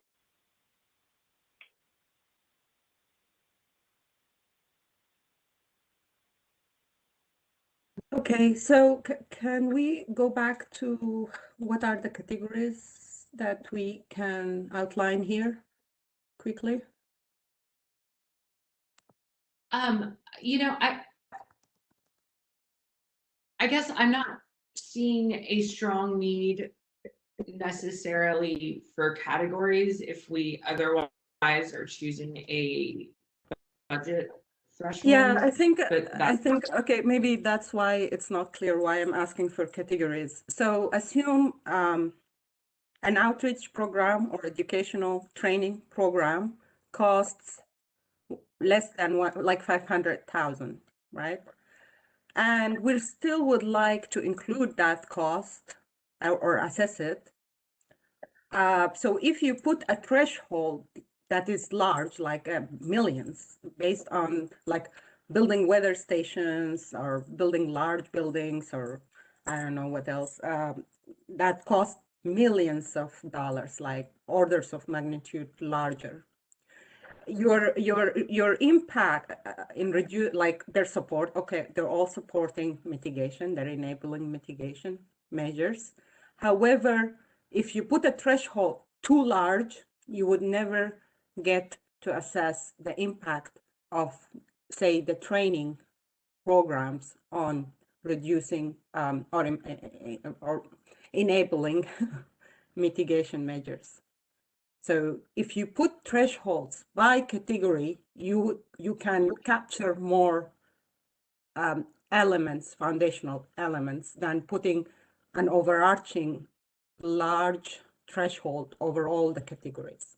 So most of this will slip out from being assessed in an RSC if you put thresholds that are overwhelming, like orders of magnitude larger than, I don't know, pilot programs, the Techno-Sylvia modeling program, and whatever. So I hope this helps clarifies why we're saying categories a little bit better. Yeah, I think my response to that is that I think it goes to what Melinda has been talking about. It somewhat depends on how the utilities themselves are attempting to potentially define something, and I'm not putting it out there. If you're attempting to use the foundational categorization as a way to avoid giving something an RSE, but if No, something really, we're trying to calculate RSEs for all of this stuff. We're Right. trying to set appropriate thresholds by category so we can contain as many of those. I think that's exactly my point, to some extent, is we should be scoring these things.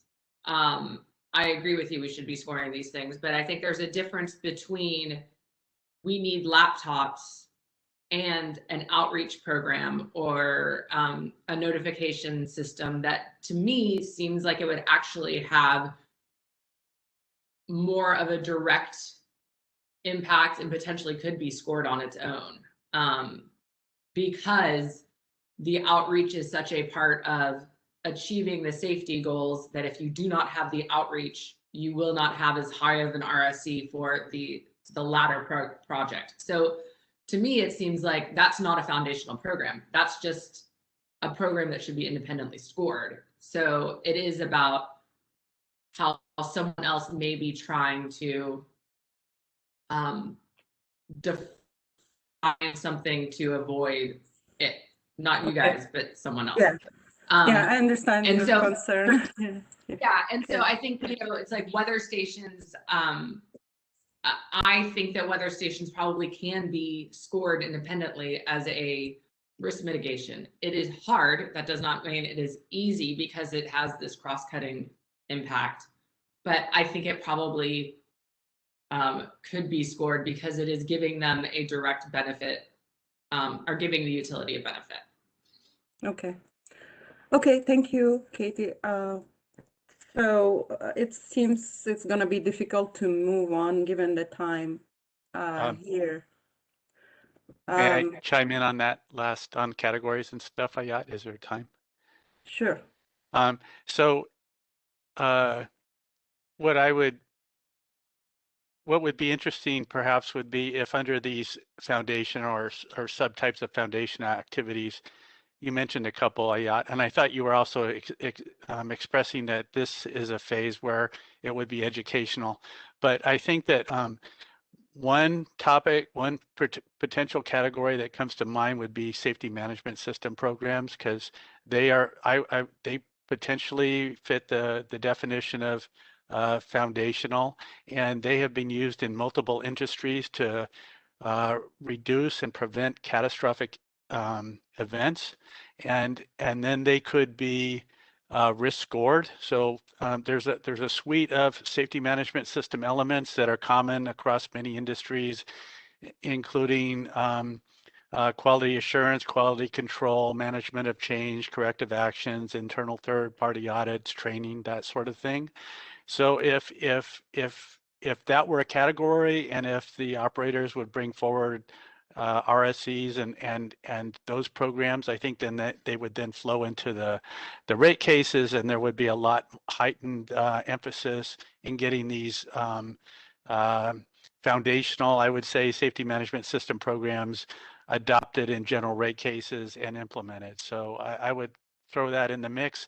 And in terms of threshold, I think that you were describing worried about having too low of a threshold. I think it would be very important that no threshold keep those programs out, because I think it would be good to have that analysis. So if there was some arbitrary limit on threshold, that it should be not applied to that kind of a foundational category of programs. Anyway, just want to add that to the mix. Thank you, Chris. That's exactly what I was trying to get at. If you put such a high threshold, you might not get to assess the elements like safety management programs. So anyways, so given the time, I'm going to hand it back to Shayla.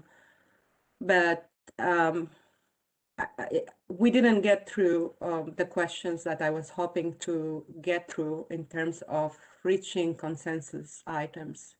I heard most of the TWG agrees with our staff proposed definition. However, we're still in need of what are the next steps, how we are going to further categorize these foundational elements and identify the appropriate thresholds, and how we're going to treat the costs of these different categories of foundational elements. Or maybe we don't need categories and keep it at a higher level, but then you will lose the granularity of the different programs and measures. I guess I'll give it back to Shayla on whether we need to have this next meeting, or should we can also put out questions for you to think through this stuff and propose something back. Thank you, Aya. I guess I would have to ask Steve too, because given what you kind of just said, going through the items, it seems like, there won't be enough time to go through all in detail to get kind of the outcome we were hoping for by having these 2 TWGs this week for the phase 1, track 1 questions. So, is there anything that would be helpful on this topic, Ayat, that we could discuss with the group? Yeah, I mean, yeah, that's like today, right now, in the next half hour, or on Thursday. Maybe if we take the time right now to outline the outcomes we want from Thursday's meeting, and right into them on Thursday, or if maybe you think, based on discussion, that we're going to need more time and the 2 hours allotted to us on Thursday isn't enough, then you just go with what we have. Yeah, I was hoping that we get a more consensus around common recommendations on this element, on this topic. So we have the staff proposal, it's already out there, and the parties can comment on that. But it would be helpful for the commission if we have some more consensus around how we can going to treat this costs, how we're gonna further define them by categories if needed, how we're gonna what is the threshold. So all these questions that Steve put on the staff proposal. So I guess maybe we go around the table if you guys think there is it's productive to have another TWG on Thursday, or if we can reach some more tighter consensus around, should we proceed with identifying categories of foundational elements like we discussed by measures and educational programs or safety management programs or what have you, and try to get estimates from each utility on those categories, what would be the threshold by utility. So each utility would propose a threshold based on their lists.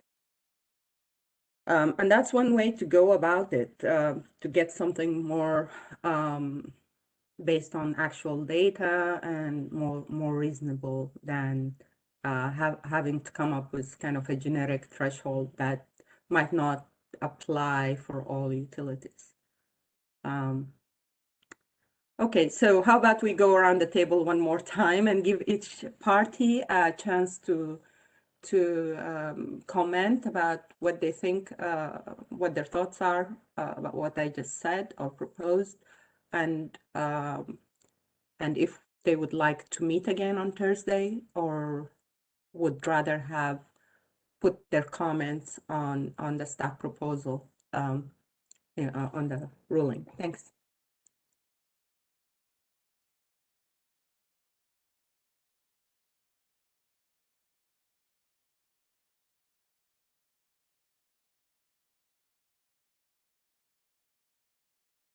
This is Melinda Dickinson from Protect Our Communities. I think it would be helpful for, at a minimum, to get the list of programs that, for example, Sempra mentioned, so we can at least see if we are all on the same page. And then I think that would naturally lend itself towards some of the other questions.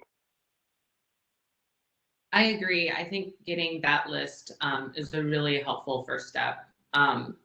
And to the extent that that list isn't necessarily ready for Thursday, I think it would behoove us to use that time on our comments instead.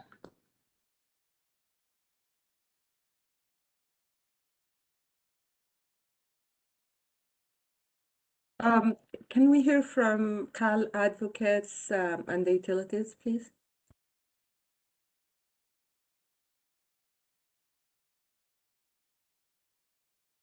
So this is Chris.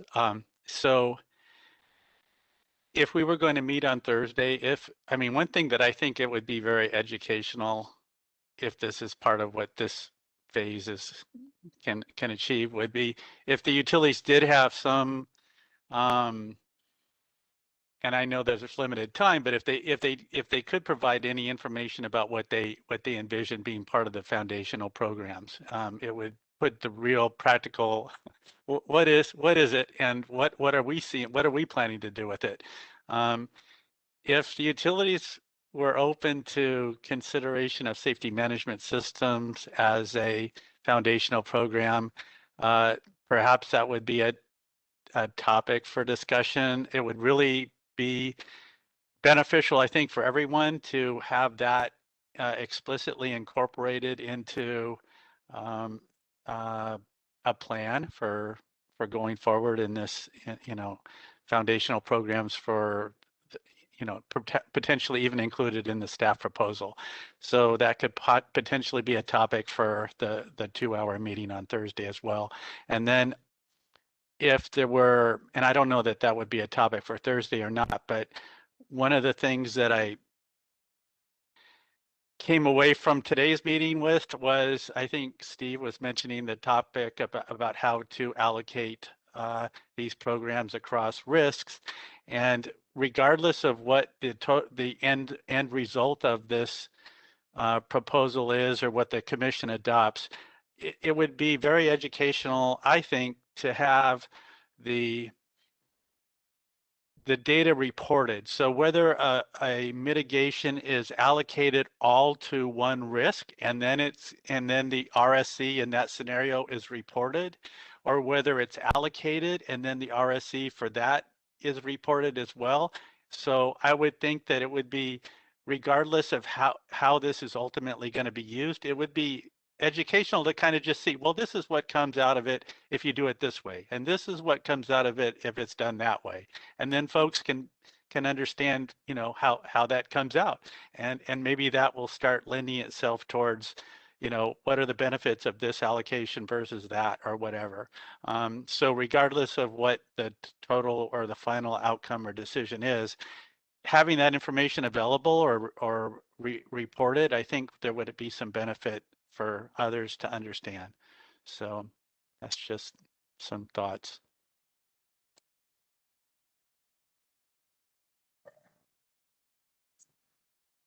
So PG&E here is Vincent here. So some thoughts on a meeting on next, I guess in 2 days time. I think we would like to understand a little bit more, clearer, specific topics on what we are going to work on, because we don't have much time, only 2 hours. And I think we'll have to be very detailed.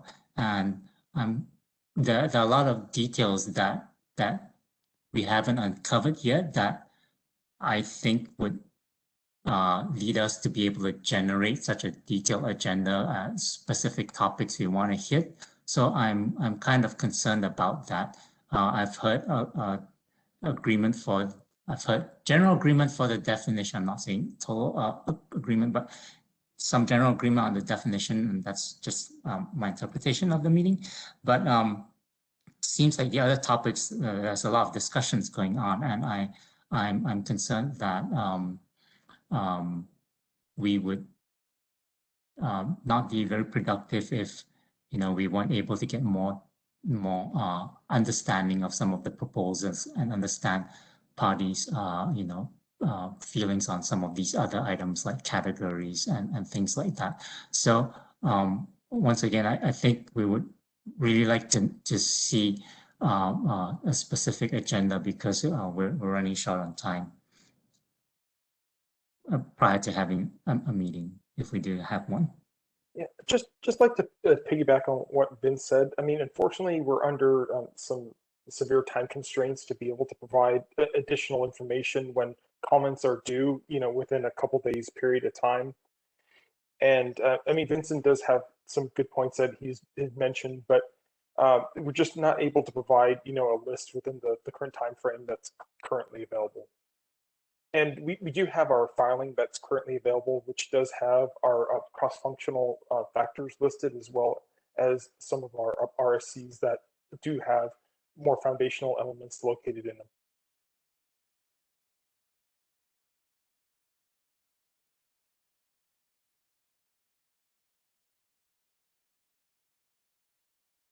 Thank you.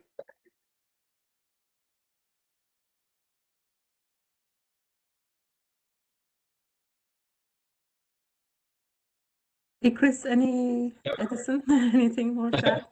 Thanks. I apologize. I think I was on a second or two's delay there for just now, maybe my Wi-Fi.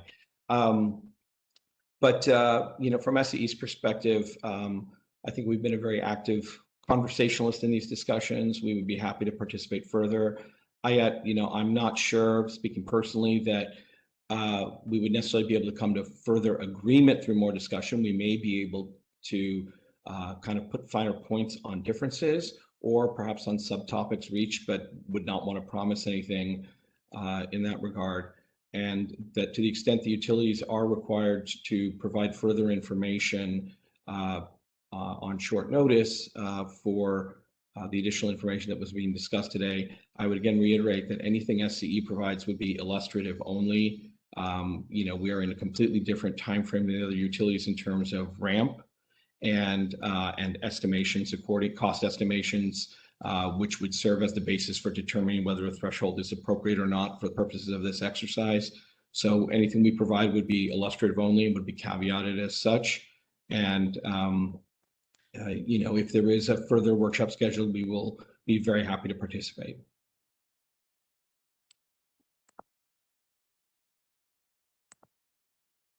I think you're on mute, Ayat. Thank you, Chris. Sorry. I just was asking my colleague, Steve, if he has anything to add before we try to summarize what we came up with here. No, no, nothing to add. Okay, thank you. Okay, so for next steps, it looks from what I'm hearing, there might not be a real value of having our second TWG, given that everyone is busy with the comments that are due on the 29th.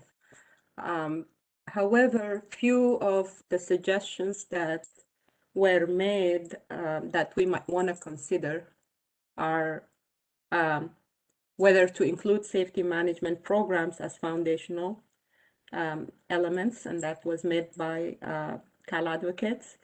And there is a common interest from interveners to see RSCs for foundational elements. It's very difficult to have one cross-cutting threshold across all utilities given the different portfolios. And also there are different costs based on the different categories. There might be orders of magnitudes in difference between educational costs versus measures like buildings and so on. And so each of those add to complexities of this topic, in addition to the complexities that Steve have outlined in his presentation at the beginning of this meeting. So for next steps, is it at least possible if we put out like some survey, okay, and ask for some sort of feedback? I have to go back to my my team and ask them what they would like to do. But let's say we ask the utilities to provide their list of foundational elements, just as illustrative points, and then we can go from there to further group them into categories and reach some consensus around how you can define those categories with some common definitions across utilities. And from there, we can probably start thinking about what thresholds are appropriate by category, by utility. Do we need to even categorize anything, or can we keep it up on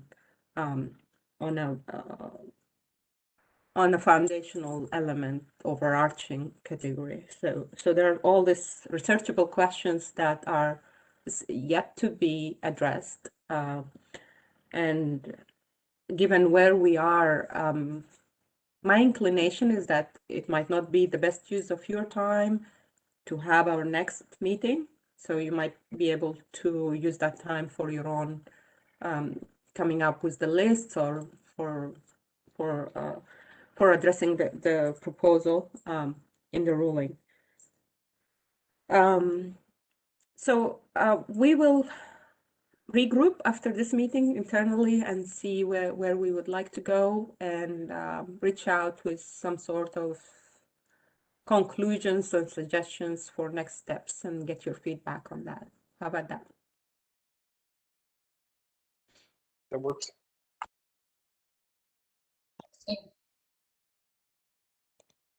Thank you. Thanks. Thanks. Thank you. All right. Thank you, everyone, for a very productive meeting, and thank you all for making time to share your ideas with us. Thank you, everyone. Have a great day. Thank you. Bye-bye.